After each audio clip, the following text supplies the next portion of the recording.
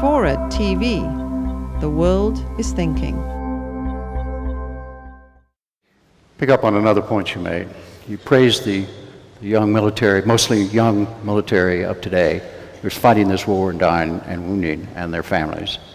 And much has been said about they're the only ones who have paid any price for this war. Only people in America have made any sacrifice or have even been asked to make any sacrifice. You agree with that? There's some truth to it. I mean, this is a very serious conflict, and we're paying a lot of money. You're all paying a lot in taxes, but the ones who are paying with their blood are the volunteers, and we have not fully mobilized the nation. There's no draft, of course, but we have not fully mobilized the nation behind this effort. We're very proud of these youngsters, and they're not all just poor kids who had nothing else to do. These are wonderful young men and women who are looking for an opportunity, but more than anything else, they want to serve their country and they want to serve their buddies. And they want to do the right thing, and they believe they're doing the right thing over there. But it is not a large enough force to handle all of the responsibilities they have there or elsewhere in the world. And I don't sense that in the American public there is a willingness to sacrifice much more or to do things that might make the burden easier. I don't see the American public putting that pressure on their members of Congress or on the administration. And I think what the American people have concluded was this looked like it was going to be successful. It was initially successful, but it hasn't gone well since, and we've done the best we can do. And it's time now to figure out how to turn it over to the Iraqis, to stand back, try to contain it, try to help them, train their troops. As you heard from the panelists earlier, we can do a lot of that. It was in the Baker-Hamilton report, and I think that would probably be, after the surge is over, the best contribution we can make to helping the Iraqis, and that is to train their troops up to take over these responsibilities. But American soldiers cannot sit there forever, even if it was another 100,000 of them. They can't sit there forever sitting on this lid of boiling sectarian stew. Related issue. There was a discussion here at the festival this morning about the specific subject, and it went like this. The conclusion, one of the conclusions was, of one of the speakers, was that the volunteer army has made it too easy for the leaders of this country to engage in military action because they're not connected enough to the populace. They're not, you agree with that? Well, we didn't have a volunteer army during the Vietnam War. I mean, I don't think the evidence is there.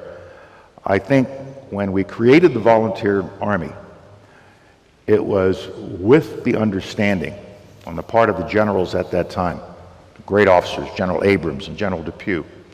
And I was a lieutenant colonel when we got rid of the draft. All of us lieutenant colonels and junior officers were mad. We thought the American people were walking away from us by ending the draft. And it took us about 8 years to realize that we could create a force that was far superior to any other force America has ever put in the field. But it was understood that that force would be of a limited size and capability, maybe to handle 2 small wars in 2 different parts of the world.